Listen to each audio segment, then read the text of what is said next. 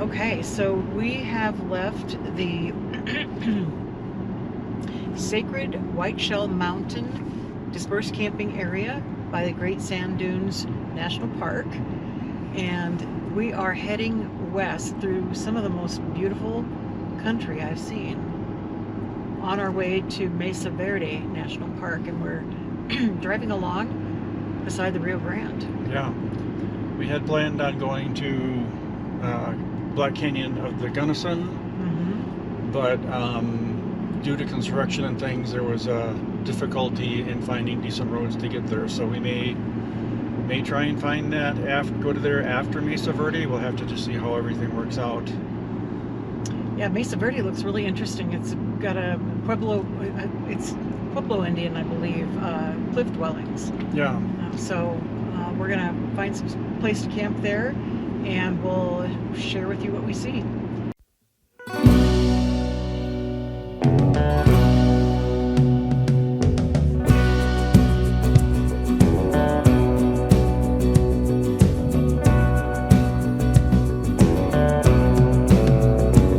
Well, we're at Mesa Verde today. Our plans have changed a little bit. We had planned on going to the Black Canyon of the Gunnison after Great Sand Dunes, but that got changed because there was some road work that was going to cause some problems on our route. So Major detour. Yeah, major detour. So we rerouted. We came to Mesa Verde. We're going to go to Black Canyon of the Gunnison after this. The great thing about the way we've been traveling without reservations is it doesn't matter. We can just change our route and it doesn't mess up any reservations or anything like that. So that's good. Yeah, we love the flexibility for sure. So Mesa Verde does not have the entry permits like Rocky Mountain did. But they do have tours that you can take, and we're signed up for one of those tours. Those tours become available online to reserve 12 days before the date of the tour. So if you're coming in the busy season, you should definitely plan ahead for that. We scheduled our tour and got it like 2 days out. So we're actually extending our stay at Mesa Verde by an extra day or so, just so we can accommodate the tour that we're going to do this afternoon. Yeah, so this marks National Park number 3 that we have hit on our journey this season. Yep. So we expect some cool things here. From what I understand, Mesa Verde is known mostly for cliff dwellings of the Pueblo Indians, and as Tom said, we're going to see a tour of what they call the Cliff Castle, right? Cliff Palace. Cliff Palace, yeah. And some other stuff. So come along with us as we explore Mesa Verde National Park, and we'll show you the cool things that we discover.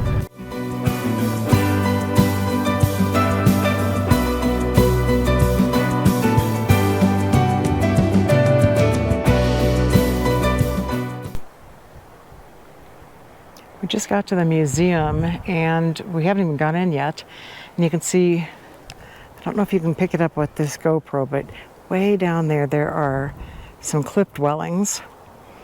And Tom will pick up better with a different camera, but there's something really stark and beautiful about the desert. And boy, it's a beautiful, warm day. Wow. That's pretty cool, huh? It's really cool. So this is the Navajo Canyon Overlook. And the guide says that the native Pueblo people farmed this area. There was enough precipitation in the winter and the summer to do it without irrigation. So there's a dwelling over there. Yeah. And then there's several along here that are almost too hard to pick out without binoculars. And then that's Cliff Palace over there, which we're going to be doing a tour later. So Mesa Verde does not disappoint. No, it's pretty amazing. All the little structures that are built into the rocks all over the place. We've been driving along this canyon here and stopping at multiple points, and from every stop you can see many different little dwellings built underneath the rocks and the arches and things like that. Is pretty incredible. Yeah, the ingenuity of these people is amazing, and the accessibility is really also quite remarkable here. We'll tell you at the end kind of our recommendations for Mesa Verde, but we haven't even gone to Cliff Palace yet, which No. we're going to get a real close-up view of things. So, so far this is really a highlight. Yeah, very interesting to see the history here. Yeah. So, more to come.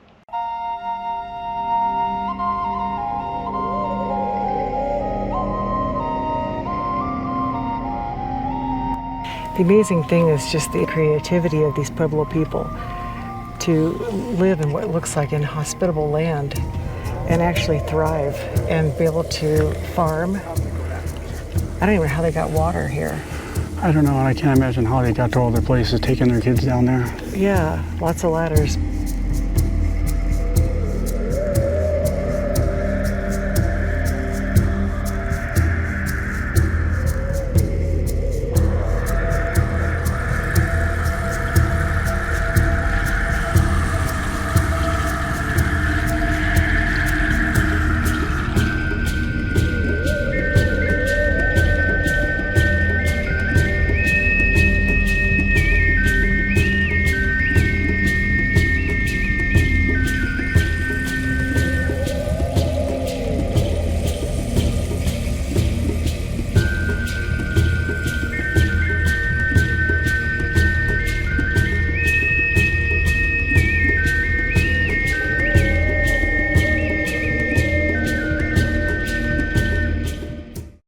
Well, that was a fun day.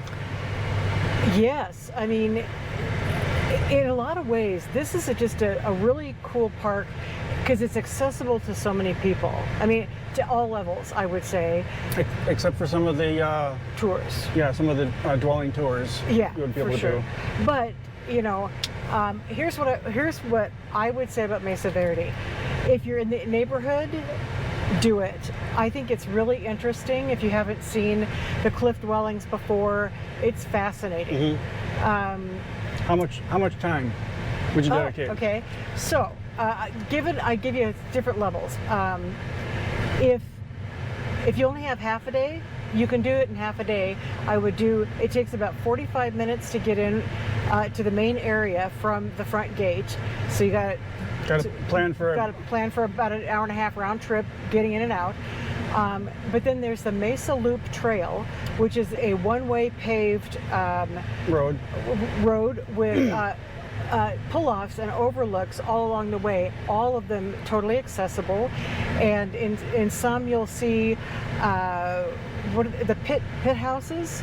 Pit house, yeah. Pit houses. You'll see some places where they show some above ground Pueblo style. Some places where they show you an overlook into the canyon and across the canyon at cliff dwellings.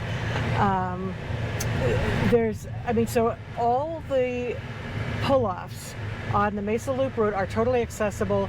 There's like no hike at all. It's just a few feet down to see the stuff. So that's a good half day if you don't want to rush. If you want to spend a whole day and do everything in a lot more detail, you could do that. Yes. Hike more trails, stuff like that. Yes.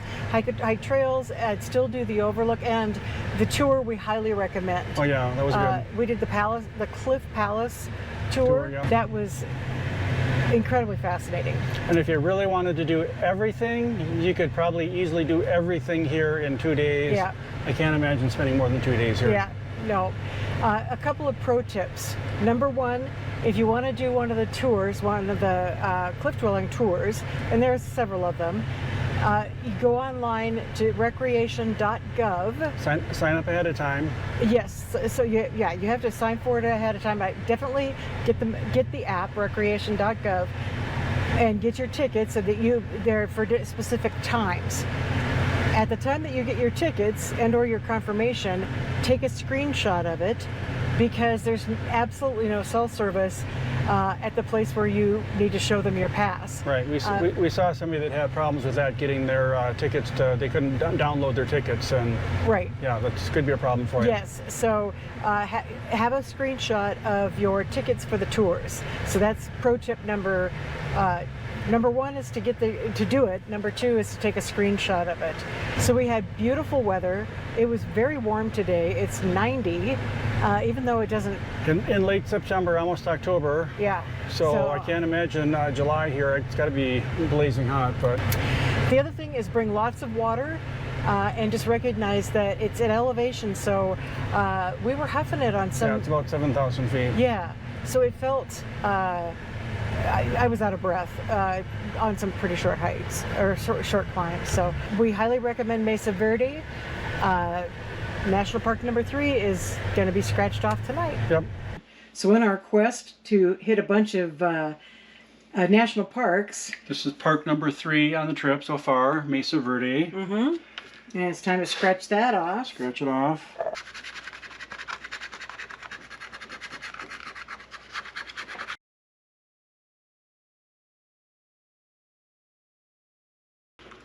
So that looks to me like the, what do they call it, the Grand Palace? Yeah, the Grand Palace with the Pueblo Indian dwellings. Yes. All right. Mesa Verde. So there's another one. Number 3. Number 3.